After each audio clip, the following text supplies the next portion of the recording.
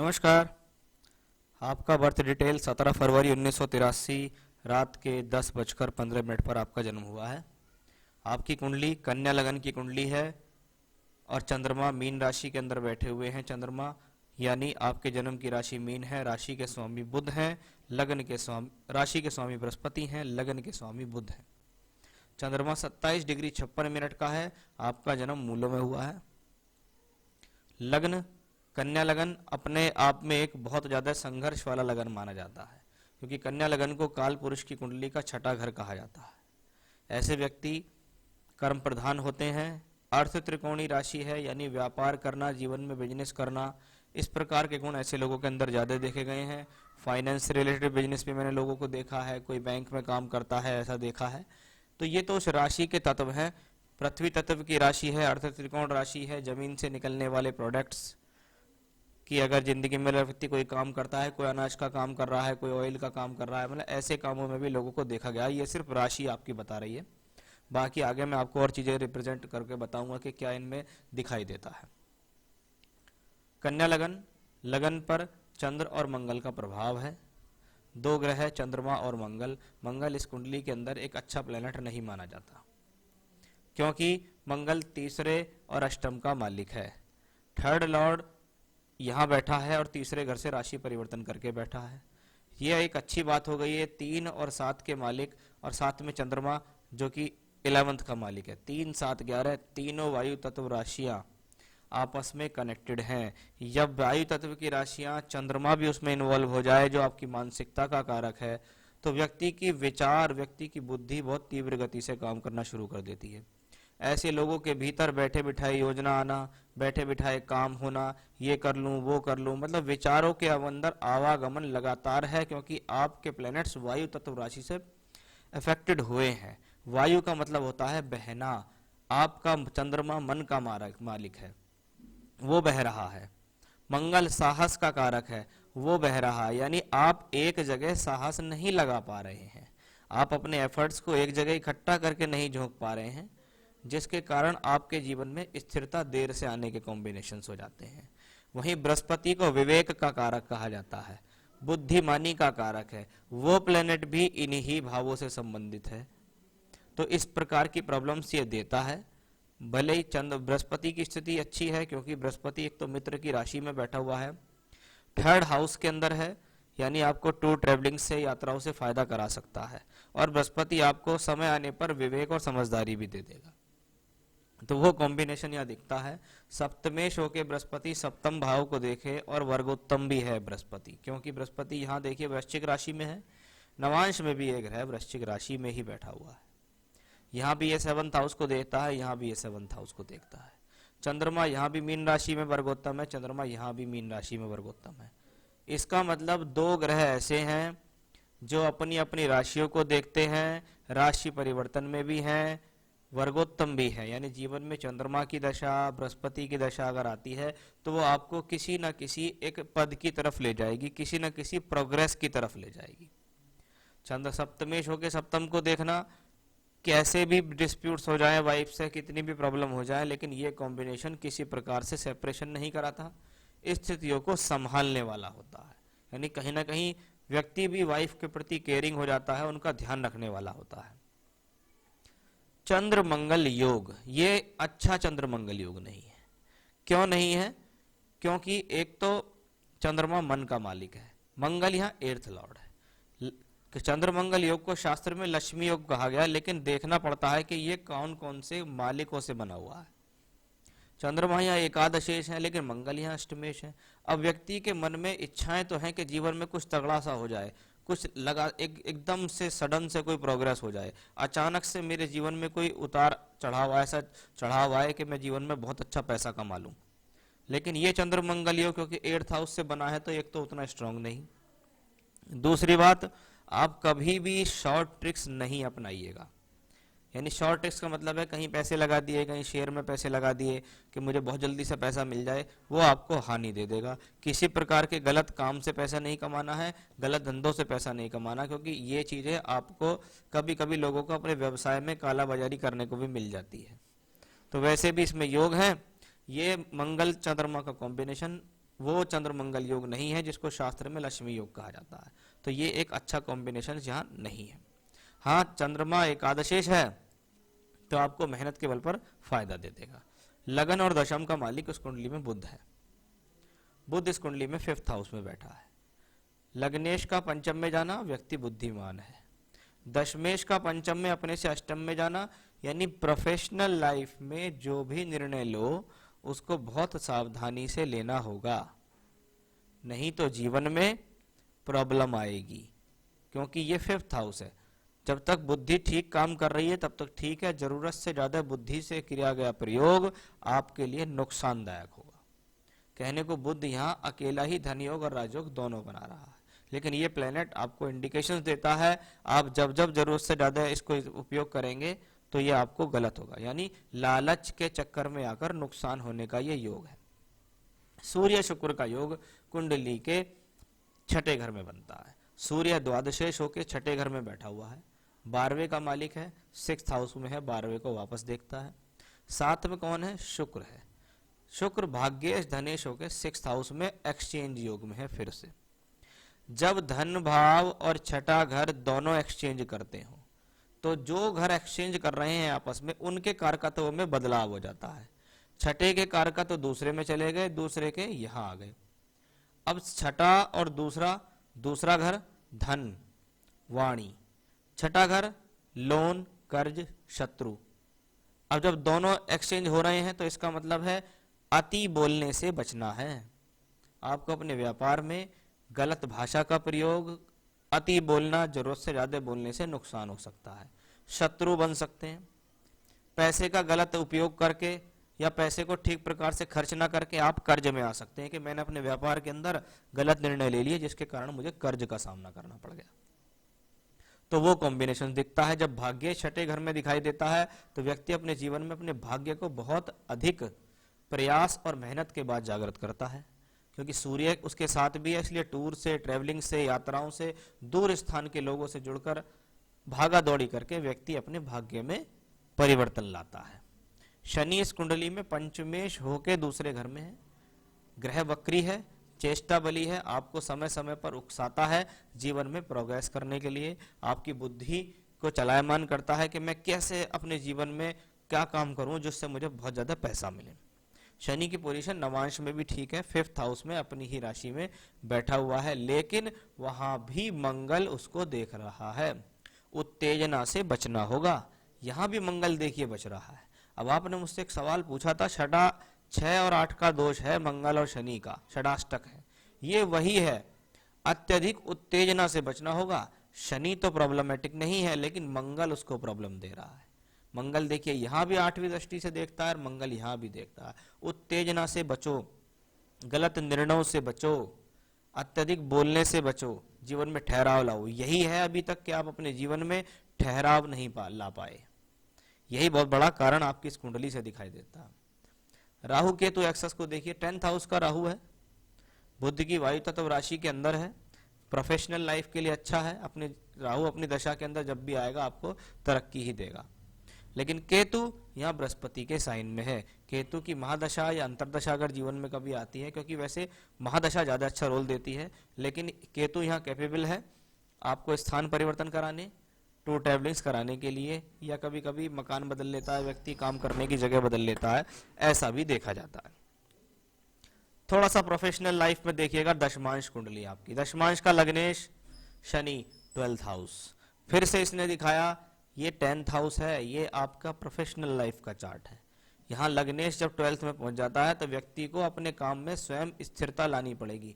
स्थिरता ना लाने के कारण, बदलाव करने के कारण, बहुत जल्दी से रिजल्ट मिलने की इच्छा रखने के कारण व्यक्ति अपने जीवन में असफल रहता है। तो आपकी उम्र 37 वर्ष हो चुकी है, फिर भी आप स्थिर नहीं है, उसके पीछे आपके प्लैनेट्स जिम्मेवार हैं। क्यों है, क्या है, वो भी मैंने आपको बताया है।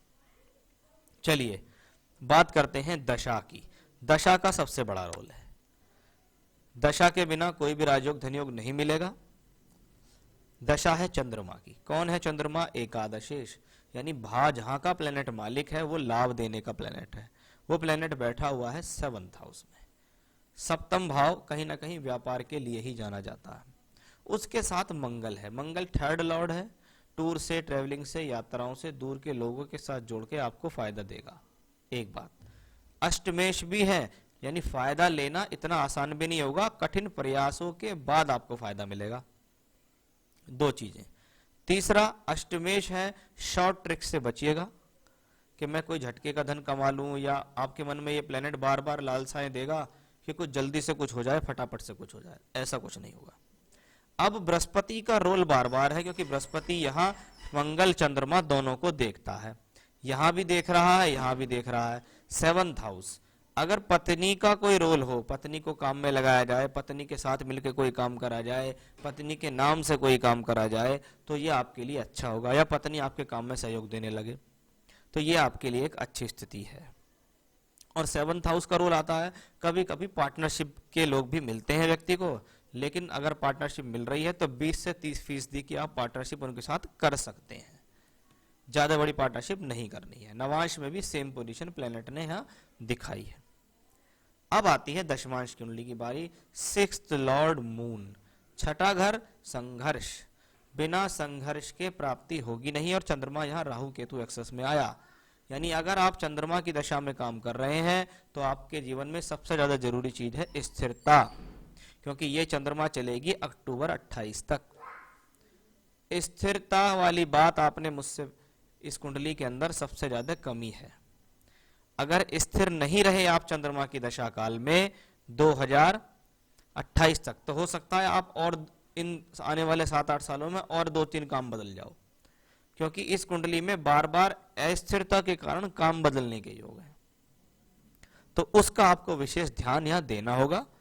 तो चंद्रमा की दशा में काम में संघर्ष है, अप्स एंड डाउन है, काम बार बार ऐसा लगेगा कि अच्छा नहीं चल रहा, बदल लो, चेंज कर लो, उससे आपको बचना होगा। शॉर्ट ट्रिक्स कुछ नहीं चलेगी, धीरे धीरे करके आपके जीवन में प्रोग्रेस होगी।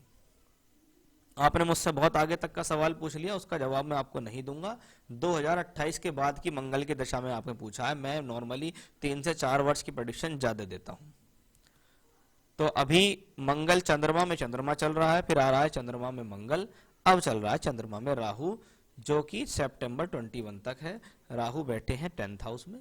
प्रोफेशनल लाइफ के लिए प्लेनेट ठीक है, लेकिन राहु यहाँ चंद्रमा के साथ है तो ये टेंशन तो देगा, प्रोग्रेस थोड़ी, मेहनत थोड़ा ज्यादा कराएगा, और बदलाव या अस्थिरता से आपको बचना होगा, क्योंकि इसके बाद चंद्रमा में बृहस्पति आ रही है। बृहस्पति आपके लिए फेवरेबल है, यानी सितंबर 21 के बाद काम की स्थितियां और अच्छी होती चली जाएंगी, इसको ये कह सकते हो। उसके बाद आएगा चंद्रमा में शनि, शनि भी अच्छा है, बृहस्पति की तरह ही है, वो भी आपको प्रोग्रेस देगा, लेकिन दोनों ही जगह चंद्रमा मंगल के साथ और मंगल ही शनि को देख रहा है, तो फिर इंडिकेशंस आता है जल्दबाजी से और अस्थिरता से बचना होगा, क्योंकि आने वाली जितनी भी दशा 2023 है, 24 है, 25 तक भी आपको कोई दशाएं खराब नहीं है। मेन बात है जो महादशा का मालिक है वो पीड़ित है, इसको समझ लीजिए, प्रधानमंत्री पीड़ित है, और प्रधानमंत्री अगर स्थिर नहीं है तो नीचे के नेता करेंगे क्या, क्योंकि वो ऑर्डर तो ऊपर से ही आएगा, उनको वो फॉलो करना पड़ेगा। तो ऑर्डर का जो मालिक है चंद्रमा, वो पीड़ित है, क्योंकि वो अष्टमेश के साथ भी है। वो आप समझिए, देखिए पूर्णमासी से तुरंत अगले दिन का आपका जन्म है, प्रतिपदा द्वितीय का, तो मैं इसको मजबूत चंद्रमा नहीं मानता, चंद्रमा पक्ष बली नहीं है, अष्टमेश के साथ हो रखा है, मूलों में पैदा हुआ चंद्रमा है। तो जब तक चंद्रमा को बल नहीं दोगे तब तक आप जीवन में तरक्की नहीं करोगे, तो वो तरक्की आपको अपने जीवन में करनी है। अब कुछ सवाल ले लेता हूं मैं आपके। आपने कहा अभी तक कोई भी कार्य में स्थिर नहीं हो पाया हूं, भटक रहा हूं, उसका रीजन मैंने आपको बता दिया। क्या किसी भी रसायन उद्योग को कर सकता हूं, तरल, ठोस, phenyl, toilet cleaner, oil related, auto parts का बिजनेस, ऐसा? चलिए उस पे आते हैं। 10th हाउस में राहु है, दशम भाव का मालिक बुध शनि की राशि में बैठा हुआ है, और शनि एक्सॉल्टेड है। नवांश कुंडली में देखेंगे तो जो बुध प्लेनेट है वो यहाँ मरकरी के साइन में है, मंगल के साइन में, और मंगल फिर से यहाँ शनि से संबंधित है। दशमांश में भी अगर हम देखेंगे तो मंगल फिर से 10th हाउस में। अब ऑटो पार्ट्स के बिजनेस में हमेशा एक चीज होती है, कोई भी लोहा जब उसको गर्म करके कोई आकार दिया जाता है तो वो उसमें रोल जो आता है वो मंगल का रोल आता है, क्योंकि मंगल फायर भी है, शनि मेटल है, बुध भी यहाँ ट्रेडिंग को दिखाता है। अब अगर रसायन का कोई काम कर रहे हैं तो ठोस रसायन का काम और ऑटो पार्ट्स के बिजनेस ये आप कर सकते हैं, क्योंकि ये दोनों ठोस हैं। इनमें कहीं ना कहीं अग्नि का, पिघलाने का, गर्म करने का भी कहीं ना कहीं उपयोग होता है। तो आप ऐसे काम कर सकते हैं। जमीन से उगने वाली चीजें, जमीन से निकलने वाली ठोस चीजों का भी आप काम कर सकते हैं। अब कहने को तो लोहा भी जमीन से आता है, रसायन भी सारे जमीन से आते हैं, वो आपकी लग्न ने भी बताया था। तो काम आपका यही है। काम में आपको बदलाव नहीं करना है, दशा पे काम करना है, क्योंकि दशा आपकी लूज है। दशा आपकी लूज है, उसके लिए रेमेडी करनी पड़ेगी, वो मैं आपको बताऊंगा। अगर आपने लगातार रेमेडी करी तो आपको फायदा होगा। फाइनेंस इन फ्यूचर, कोई बहुत बड़ी तरक्की तो मुझे दिखती नहीं है अभी चंद्रमा की दशा तक तो। लेकिन हाँ, चंद्रमा का रोल सभी जगह ऐसा है कि अगर आप चाहेंगे तो आप अपने जीवन में धीरे धीरे धीरे धीरे धीरे करके बहुत बड़े बड़े पायदानों पे चढ़ते चले जाएंगे। तो कौन सा काम करना चाहिए वो मैंने आपको बताया। मंगल दशा का फल मैंने आपको नहीं बताया, वो भी मैंने आपको बता दिया, क्योंकि मंगल की दशा का फल निर्भर करेगा कि आपने चंद्रमा की दशा में किया क्या है। अगर किसी कुंडली में राजयोग की दशा आ रही है और उससे पहले व्यक्ति ने जीवन में कुछ करा ही ना हो, तो वो राजयोग की आधे से आधे दशा तो खराब ही चली जाती है, क्योंकि बेस बनाना पड़ता है किसी चीज का। आपके पास बेस बनाने की दशा है, इसलिए आप चंद्रमा की दशा पे फोकस करो, मंगल की दशा के बारे में मत सोचो। अब उपाय में क्या करना है, सबसे ज्यादा जरूरी, सबसे पहला, सुबह और शाम दोनों समय बजरंग बाण का आप करेंगे पाठ, सबसे पहली रेमेडी। दूसरा, आप भगवान शिव का स्तोत्र पाठ है रुद्राष्टकम, रुद्रा अष्टकम का पाठ करेंगे सुबह और शाम दोनों टाइम। तो बजरंग बाण और रुद्राष्टकम सुबह शाम करेंगे। सोमवार के दिन जाएंगे आप भगवान शिव के मंदिर में, उनको अभिषेक करेंगे। एक लोटा लेंगे, उसमें जल, गंगा जल डालेंगे, थोड़ा सा कच्चा दूध डालेंगे, थोड़े से काले तिल डालेंगे, थोड़ा सा मिष्ठान डालेंगे और उनको भगवान शिव को अभिषेक करेंगे, पूरे शिव परिवार को स्नान कराएंगे। वहां पे खड़े होकर आप करेंगे दारिद्र्य दहन स्तोत्र का पाठ सोमवार के दिन। ये काम करना है मंदिर में जाके। उसके अलावा रोजाना जो आपका गल्ला है, जहां पे बैठ के आप काम करते हैं, यानी दुकान या ऑफिस या कोई भी ऐसी जगह जहां पर्टिकुलर जगह आप काम करते हैं, आप सबसे पहले वहां जाएंगे, धूपबत्ती जोत जलाएंगे और वहां पर बैठकर रोजाना श्री सूक्तम और दारिद्र्य दहन स्तोत्र का पाठ करेंगे। अगर आपने ये सभी रेमेडी रेगुलर करी तो ईश्वर कृपा से आपको कोई बाधा आएगी नहीं, ये मैं आपको गारंटी से कह सकता हूं। दूसरा, इस हॉरोस्कोप वाइज कोई स्टोन की अगर हम बात करते हैं तो दो स्टोन इस हॉरोस्कोप के लिए फेवरेबल हैं। सबसे पहला जरूरी है पन्ना, दूसरा स्टोन है डबल फायर ऑस्ट्रेलियन ओपल। पहले पन्ना पहनो, उसके 3-4-5 महीने बाद डबल फायर ऑस्ट्रेलियन ओपल पहनो। तो पन्ना पहनना आपकी बुद्धि व्यवसाय के लिए अच्छा है, ओपल पहनना आपके भाग्य के लिए अच्छा है। तो पहले पन्ना चांदी में, फिर ओपल चांदी में पहनना होगा। ये दोनों स्टोन आपको मेरे पास से मिल जाएंगे, सर्टिफाइड स्टोन होंगे। मैं आपको स्टोन दिखा भी सकता हूँ, आपके एड्रेस तक बनवा के रिंग पहुंचा सकता हूँ, किस दिन किस तरीके से पहनना है वो भी बता सकता हूँ। तो ये था आपका हॉरोस्कोप। क्या हॉरोस्कोप में कमी है, क्या अच्छी है, वो सब चीजें मैंने आपको बताई हैं। उन पे गौर कीजिए, उन पे ध्यान कीजिए, पूजा रेगुलर कीजिए, निश्चित आपको मिलेगा फायदा। नमस्कार।